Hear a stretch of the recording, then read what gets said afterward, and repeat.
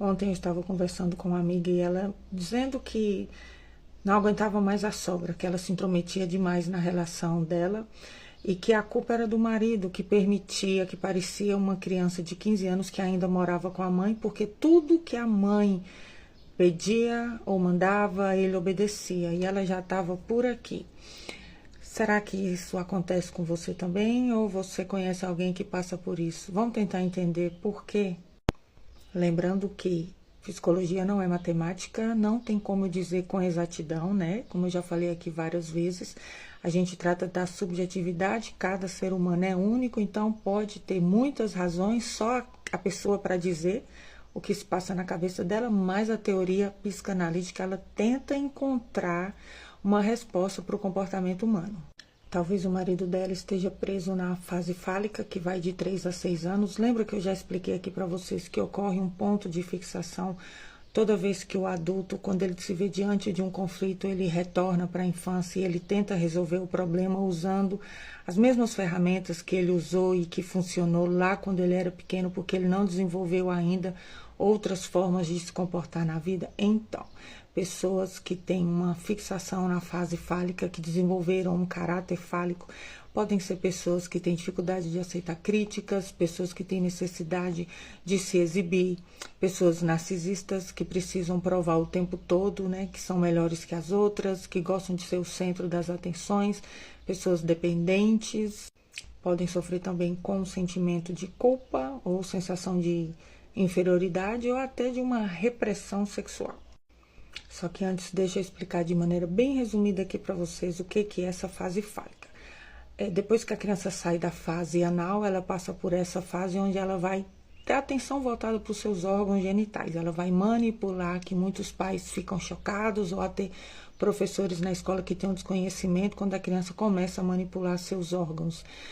E ela percebe uma diferença entre meninos e meninas, onde o menino tem pipi e a menina não tem.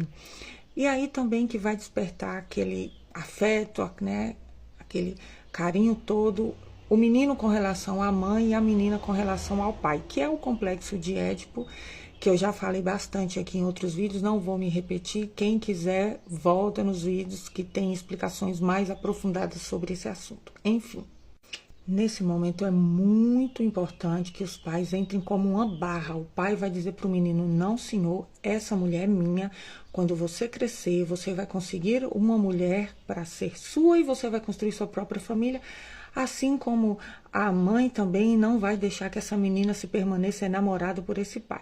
Agora, quando os pais falham nessa missão ou quando eles são fracos, as crianças vão crescer não respeitando esse rival como alguém mais forte do que eles.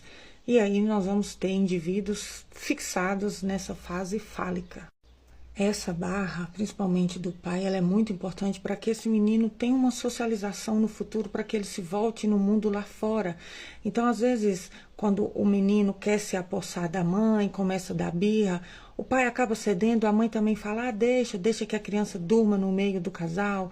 Quando o pai vem abraçar a mãe, a criança empurra e começa a chorar, a mãe larga o pai. Gente, isso não pode acontecer. Se os limites não ficam muito bem estabelecidos, esse menino vai crescer e ele vai se permanecer muito colado à figura da mãe. Aí ele vai ser aquele homem que não quer casar, porque na verdade ele já está casado com a mãe, aquele cara de 30, 40 anos que ainda mora com a mãe, ou aquele cara que não se joga no mundo se tem um concurso ou uma oportunidade de emprego ou uma faculdade em outra cidade, ele não vai porque ele não quer deixar a mãe, ou ele se separa e ele acaba retornando para a casa da mãe, ou então mesmo estando casado, ele, se tiver que escolher entre a esposa e a mãe, ele vai sempre escolher agradar a mãe, deixando a esposa de lado, porque é como se ele mantivesse esse vínculo infantil com a mãe, entendeu? E é por isso que eu digo que pode vir daí também o narcisismo das pessoas, porque quando você é uma criança pequena, a mãe passa longos anos da vida com as atenções dela voltadas totalmente para você. E aí, quando vem a castração, você percebe que a mãe olha para outras pessoas para além de você, isso é a nossa ferida narcísica. Você quer de volta aquela atenção, aquele prestígio, aquele amor incondicional.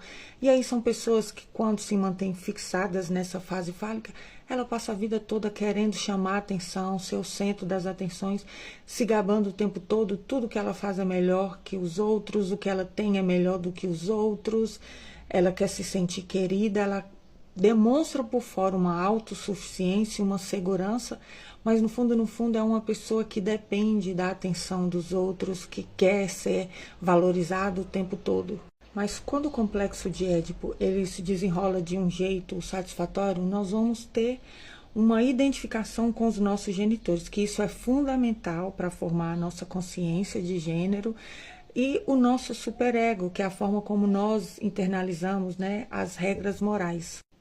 Quando o pai e a mãe eles são fortes o suficiente, eles dão conta dessa missão de mostrar para o filho, não, aqui não, nós vamos ter uma identificação com os nossos genitores do sexo oposto.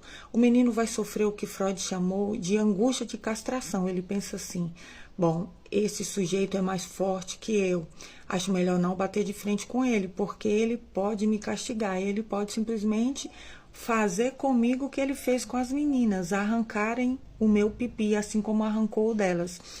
Então, é aquele ditado, se você não pode com ele, junte-se a ele. Então, ele pensa, então, acho que o segredo é o seguinte, para ter uma mulher como esta, como a mamãe, eu preciso ser um homem como este.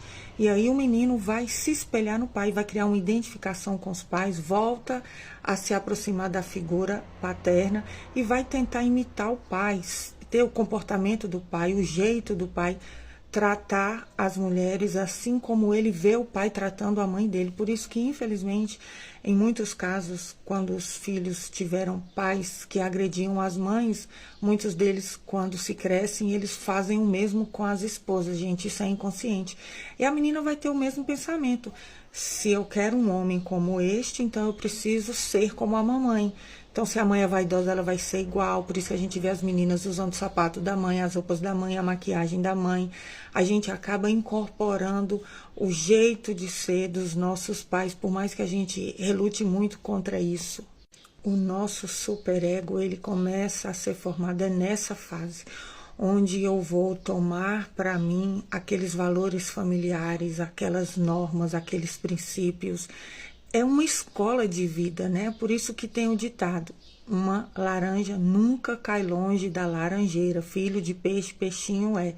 A gente vai aprender com os nossos pais, a gente aprende a amar da forma como fomos amados e da forma como nós experimentamos esse amor na família.